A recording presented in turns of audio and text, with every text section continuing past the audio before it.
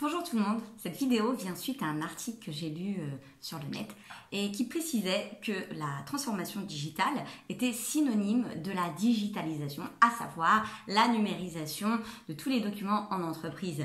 Et j'ai trouvé ça tellement gros que je me suis dit c'est pas possible et il faut que je fasse une vidéo pour essayer d'expliquer un peu plus.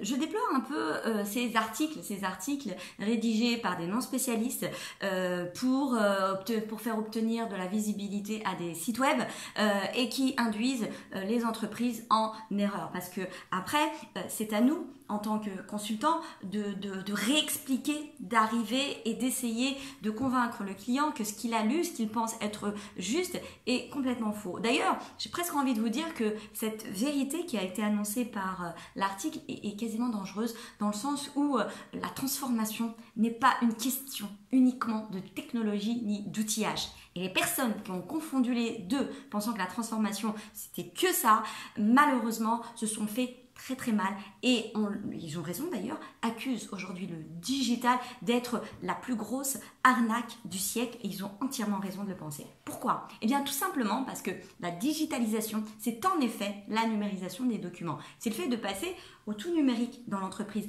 Vous allez par exemple avoir un ERP, vous allez avoir des logiciels, un site web et tout va être numérisé.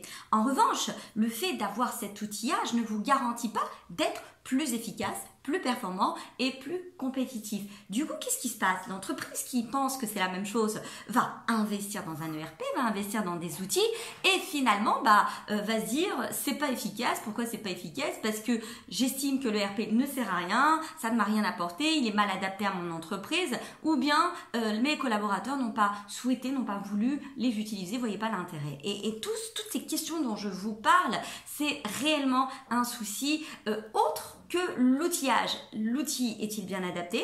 Est-il bien adapté à la culture? Avons-nous préparé les gens? Parce que la transformation digitale, ce n'est pas l'arrivée d'un outil ou d'un ERP, loin de là. La transformation digitale, c'est avant tout une transformation dans la mentalité des gens. Ça veut dire être prêt au changement, tout le temps être en changement. C'est une transformation dans la culture, c'est avoir des collaborateurs tout le temps qui sont aux aguets, tout le temps prêts à changer, tout le temps innovants pour pouvoir nous garantir ce changement qui va nous permettre de survivre. La transformation, c'est une remise en question même du modèle économique, de la raison de vivre de l'entreprise. C'est un état dans lequel on est qui ne nous permet pas du tout le repos. La technologie, c'est grâce à la technologie qu'on va réussir ce changement et cette mutation. Mais ce n'est en aucun cas uniquement une histoire de technologie. C'est pour ça qu'il ne faut pas confondre les deux. Vous pouvez digitaliser votre entreprise